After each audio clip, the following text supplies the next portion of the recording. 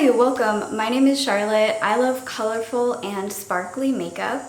It's currently early August as I'm filming this, and so we're more than halfway through the year.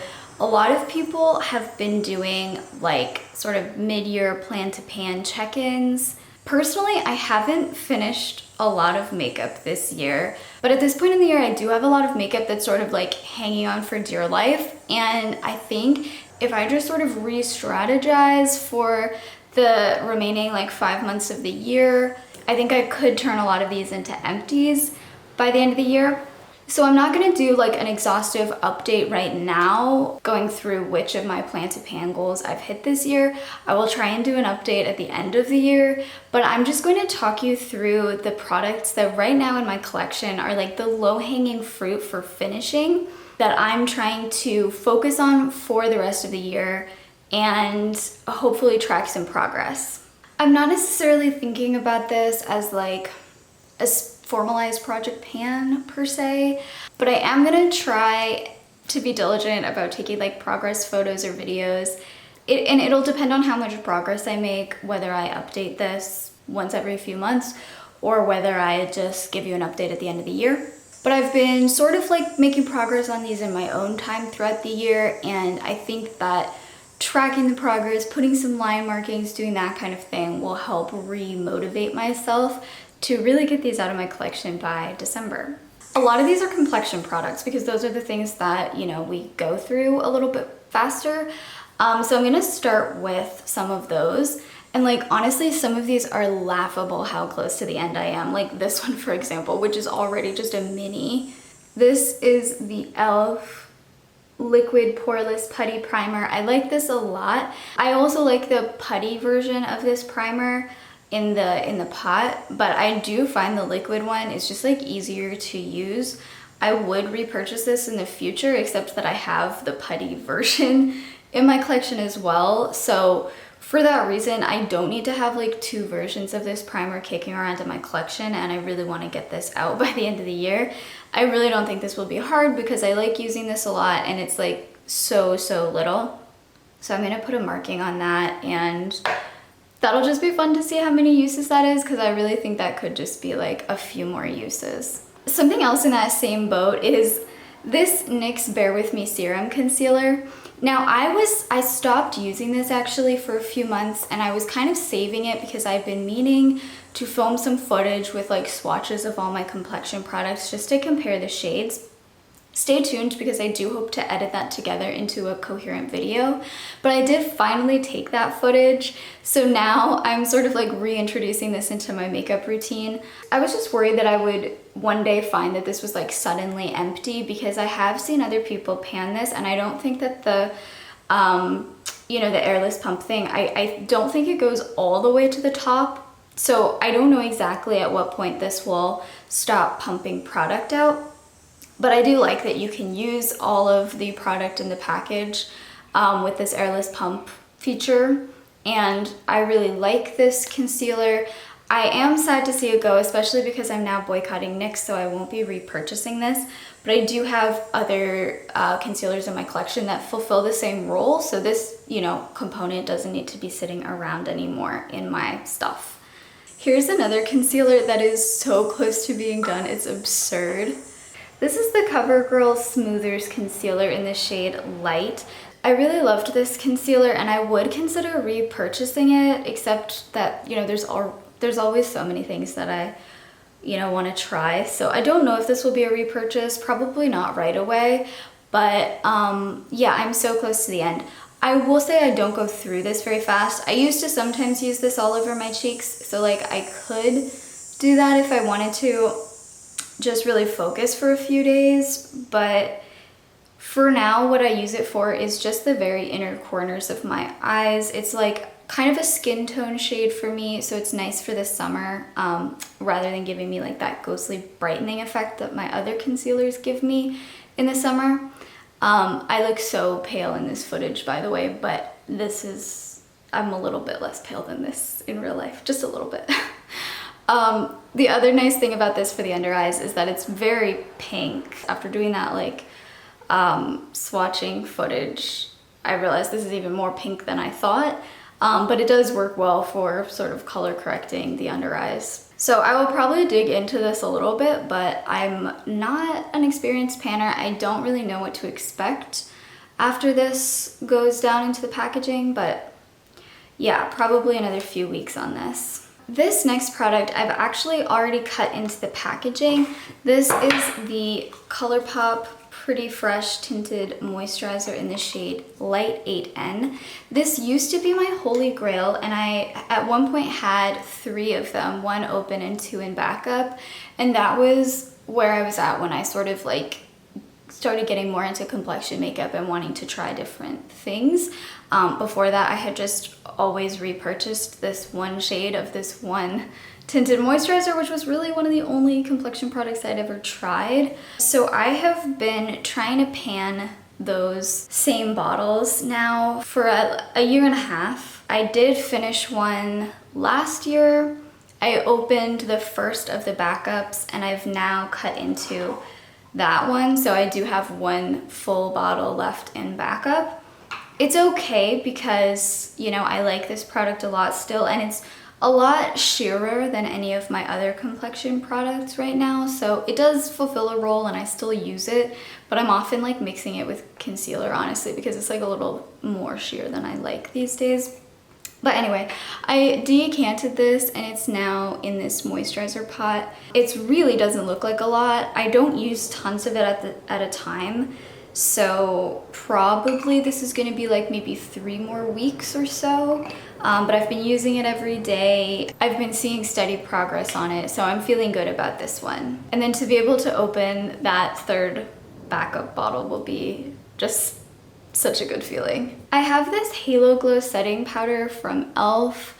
that is almost done. I don't usually set my face. I did today actually, which I don't even know if you can tell because I still feel really glowy, but mainly just for the purpose of filming, I did set my face today.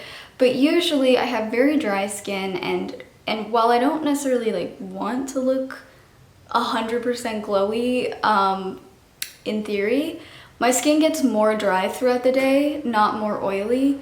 So I kind of do like leave my makeup completely dewy, and then throughout the day it sort of like reaches an equilibrium. But what I use this for mainly is for setting my eyebrows before putting on brow pen, and also for setting my lids.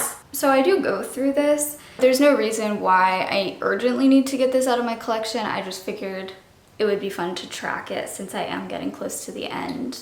So I'm gonna put a line marking in this, and yeah, we'll see how quickly that goes. And then finally for complexion makeup, I have this CoverGirl Skin Milk in the shade Fair to Light, or Fair/Light. This is opaque packaging, so I actually have no idea how full this is. I do know that when I set it on its side, it takes quite a while to get the product to pump out. I think it's getting down there. I don't really know how I'm going to track this one. This is nice. I have enjoyed this a lot, and I like that it's sheer coverage, but it gives me just a little bit more coverage than the ColourPop one. One thing I noticed about this when I was doing that swatch footage recently is this oxidizes so dramatically on me, and I've actually never noticed that. I only noticed it because it was a swatch on my face that oxidized after a few minutes of sitting there. But when I blend this out over my face, I've never noticed it turning darker or more orange, but it was really striking to see in that swatch. So I'm definitely feeling less jazzed about this product. I don't think I would repurchase it. The shade match is also not as close as I kind of thought it was when I was sort of like earlier in my undertone journey, but it's a sheer product. I wear it in a sheer layer, and it does give a really nice finish to the skin. So I will definitely, you know, be finishing this. For highlighter, I have this Super Shock, this ColourPop Super Shock highlighter in the shade Lynch Money. I've talked about this one plenty of times before. It's currently in my deck of panning to either finish or use 30 times and then reassess. I did want to finish this year. I panned it all of last year, like for 12 months, because I've had a pan in this for ages. But you know, it's slow going, it's a highlighter, and then I also often use this with a brush, so I get like pretty gradual like wearing down of the pan. So I really don't know what to expect with this one, but I'm throwing it in here. This next one is a lipstick, but I typically use it as a blush. This is the shade Layover from ColourPop. And again, this was in my project pan all of last year. I made really good progress on it. This used to be like a, you know, a bullet. And now it's just this little nub. Again, I don't know how far into the packaging it goes, but I'm so close. Like, this also feels ridiculous to just have sitting around. And the other thing about this one is I have a backup of this, which is crazy, I know, to buy a backup of a lipstick, but this was back in the days where I was just repurchasing the same products over and over, and I really loved this shade. I actually no longer really like this as a lip shade for myself. The shade's still good, but I think like the opacity makes me feel like kind of blanked out when I'm, you know, looking for typically like more sheer coverage these days for lip products. But I really like this as a blush, and so I do plan to continue using this to open that backup stick of it and have that around in my collection. At one point I actually owned 3 of these, which is also crazy, because I was going to say, not only was I using the same shades and repurchasing them over and over, but ColourPop was where I was getting most of my makeup, and they were constantly discontinuing things. So I had this like weird scarcity mindset and ended up buying backups of a lot of things that I wore every day. So this was one that I had. I lost one of those sticks, and then I have another in backup to be opened. Once that's opened, I won't mind having it around in my collection just as an option, and I don't think I'll be in necessarily a rush to pan it. But this one I do want to get out so that I can just have one fewer, you know, item in my collection. This eye pencil is something else that was in my project pan last year. This is the CoverGirl Perfect Blend eye pencil in the shade Black Brown. I used to use this in my brows, but I did start using a brow pen. That was 3 years ago now. So this last pencil of, you know, my old Holy Grail formula ended up just kind of sitting around in my collection for a few years. And I'm trying to use this up as an eyeliner. I think that's actually the main thing that it's intended for. I don't wear eyeliner all year long. It's something I tend to wear more in the winter on my waterline. So I'm not forcing myself to use it during the summer, but with a few more sharpens, I feel like I might be able to get this out of my collection. So we'll see if I start picking it back up again in the fall. I'd just like to track my progress and see if I can finish this by the end of 2024. If not, it would be great if I could finish it by the end of this coming winter season. But I don't know, it's one of those things that has definitely gone slower than I expected. Because this, again, I did spend 12 months panning this during 2023 and didn't make as much progress as I had hoped. Okay, and then to finish it out, I have 3 lip products. One of them is a gloss, which is less exciting for me. I do go through glosses decently regularly, but 2 of them are lipsticks, which is pretty exciting to get close to the end of those.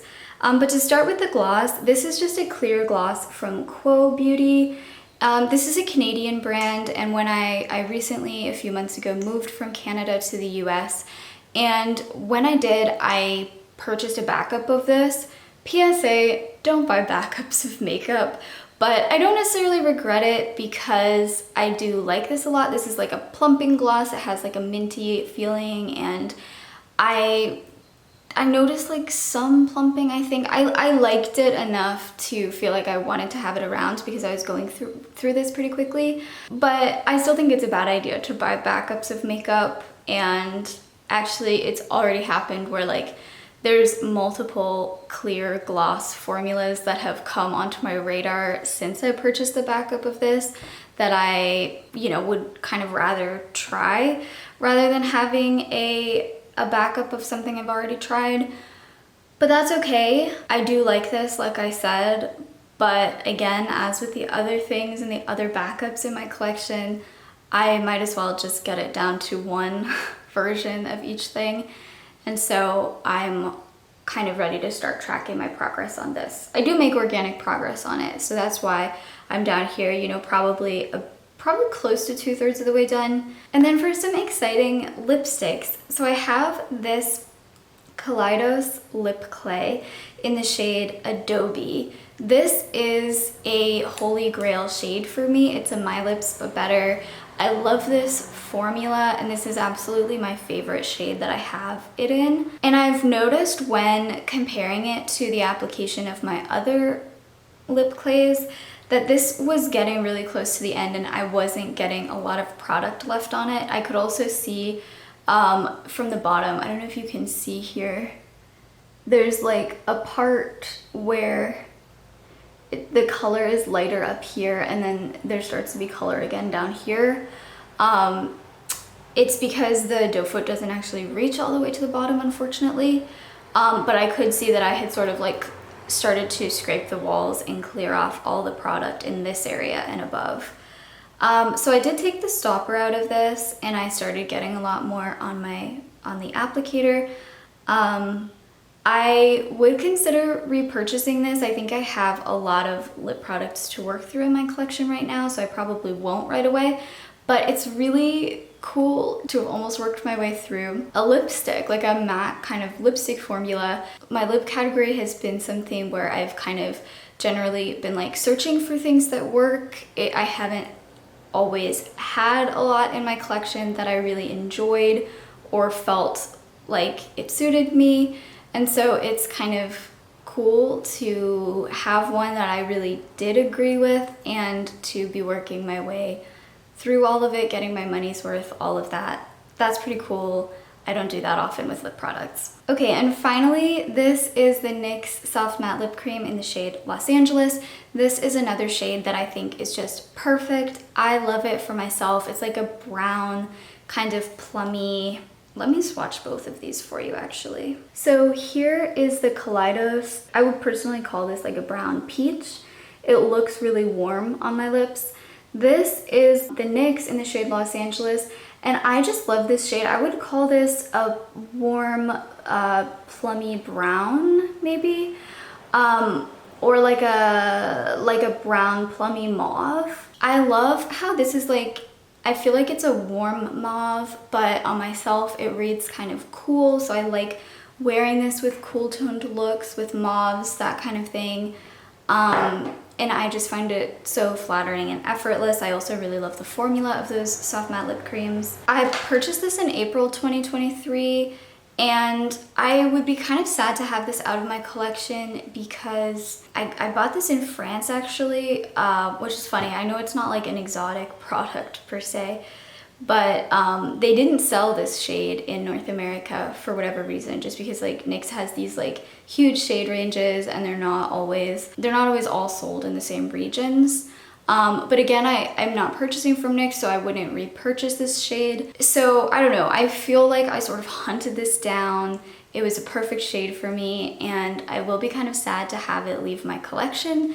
But that's not a good reason to have like a mostly empty component sitting around, especially if you're like savoring it and not really using it. I think it would be a good idea to dedicate myself to panning this, and what I might do is just save that last little bit as like a shade comparison in case I do in the future want to try and hunt down a shade like this. So that's the video. Those are all the makeup items that are hanging on for dear life in my collection. I'm definitely not a very productive panner, but again, I do think that these are low-hanging fruit, and if I focus on them, I might be able to have a nice little pile of empties by the end of the year. If you're watching this, but you happen not to be subscribed to my channel, I would love it if you would subscribe. I do panning content on here, but I also do a lot of BYOPs, anti-consumerist content, and some other random stuff as well. I hope your own panning projects are on track for the year, and I will see you in the next video. Bye!